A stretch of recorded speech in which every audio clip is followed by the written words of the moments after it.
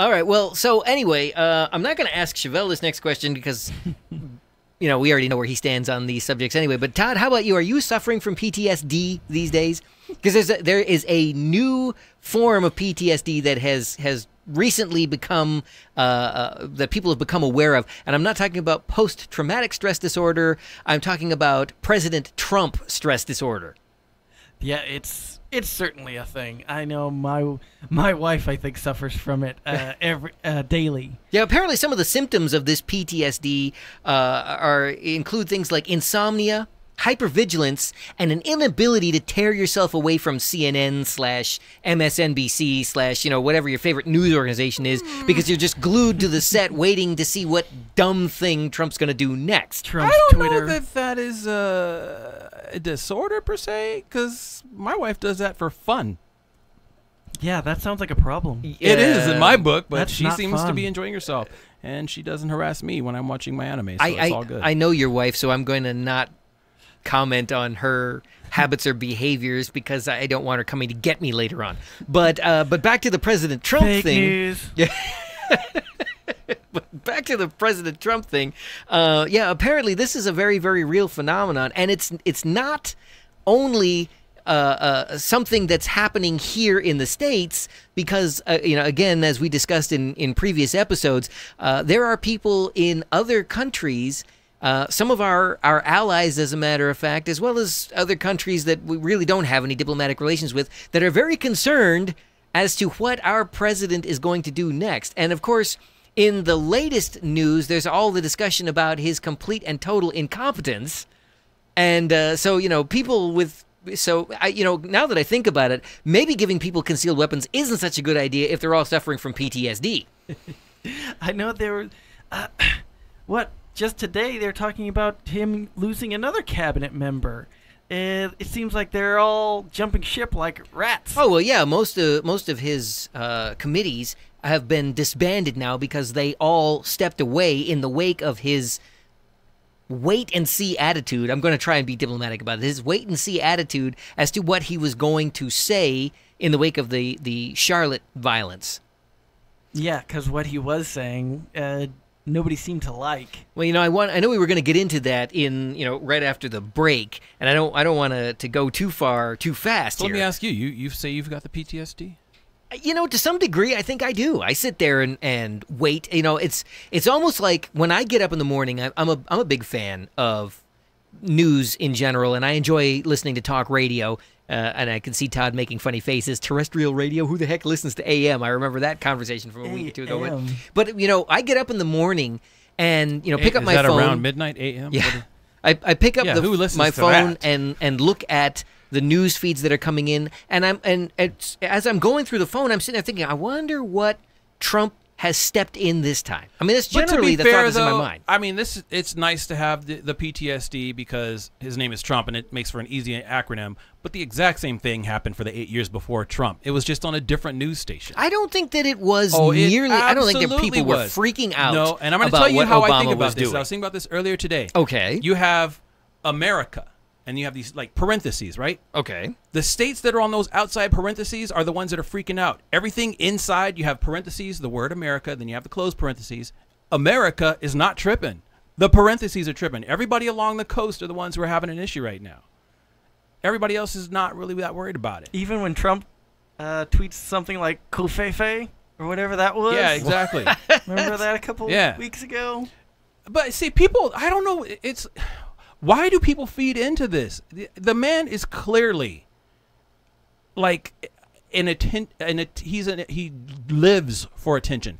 He does everything he does to get both attention and power. So why are they feeding into this? My feeling is that they're all kind of in this together. It's just them playing the game, and they're getting their little content. They get to push whatever their agenda is, and they just throw him out there, and he's getting the attention that he wants. Everybody's winning, except America. America's the one that's losing in this. But you don't think that he's part of that problem? You don't think he's the major part of that problem? And this is why I've always said what I say about Trump. Okay. I think Trump is the best thing that could have happened to America this past election. And the reason is it is forcing Americans to really take a serious look at him. And when we get to the Charlotte issue, that's evidence of exactly what it is I'm talking about. People are starting to take off their masks, both on the left and the right, extreme left and extreme right, to be more specific, and showing how they really alt feel. Left and the alt right. Yeah, they're. I mean, there's As it's quacks being called on now. all sides. See, but here's the thing: I don't see how this is actually a good thing for America, even under your model, because the alternative to Trump was Would be Hillary Hillary Clinton, Clinton, which and most I think would be everybody far worse. Well, yeah, see, everybody seems to feel that way, and so they went with Trump. But what I'm getting at is, having placed him in office, okay, we didn't end up with Hillary, but we really didn't end up that much better off. And it's not But what changing. are we doing, though? What are we doing? It's not changing. Yes, it is changing. No. It is. The group of politicians that are running the country, they're not learning anything from this. But and they are quite being frankly, exposed. neither is the average American, because I don't guarantee agree you with that. 3 years from now, when we go to elect our next president, we may not re-elect Trump, but we're not really going to go out of our way to find some candidate who isn't one of the business as usual people. And then, Tammy comments. but then whose fault is it? Because right now, this is America's touchstone moment. This is the point where you either stand up or sit down and But that's shut my up. point. I don't think anybody's learning anything from this, and I think But they're all going to be I don't- all too I don't think that's happy the case. to go to business as usual after this debacle. I think the fact that these conversations are happening is proof that people are learning something. The question isn't whether or not they're learning. The question is, what are they going to do now that they have learned this? Now that they have been exposed to the reality of what America really is. Now they've been exposed. They act like these divides among these different cultures are brand new and they exist because of Trump. No, that is not the case. They have been here for years and years and years. And through the past 8 years of Obama, he basically was just throwing out little stuff to all these little groups. And some of these little groups felt really emboldened. And now you got a president who says, yeah, screw you. And they're like, what? And they're all freaking out. Your agenda is not his agenda. Sorry, you lose. Game over.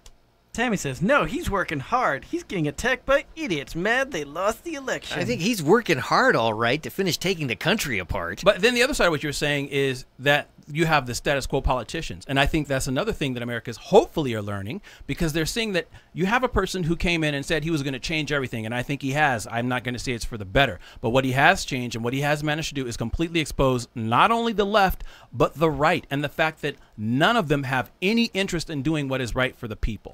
None of them. I liken Trump's presidency to a game of 52 pickup. Has any of you guys ever played that game? I never called it a game. I called it a really bad joke that my friends used to play on me. Yeah, well, that's pretty much what the Trump presidency is. A really bad joke that the country played on us, on everybody. But afterward, you were woke, though, huh? You only had to play that game one time. And you're like, I'm not doing this again. And Todd Oh my God, does not. You're woke. Woke. Up.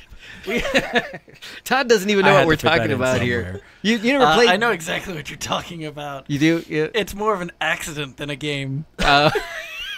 No, I think the one time that I got suckered into it was far from an accident. The person that did it knew exactly what they were doing. I was the only clueless guy. I'm guessing that Chevelle had the same experience. Yeah. Isn't that just somebody throwing a deck of cards at your face? Not at your face. It's just up in the Is that air. how they played it in your house? Apparently, you had a completely You different... played it with people who did not like you played at with all. bullies. Yeah. I don't think they were playing with you. They were playing wasn't- at you. you. That wasn't it?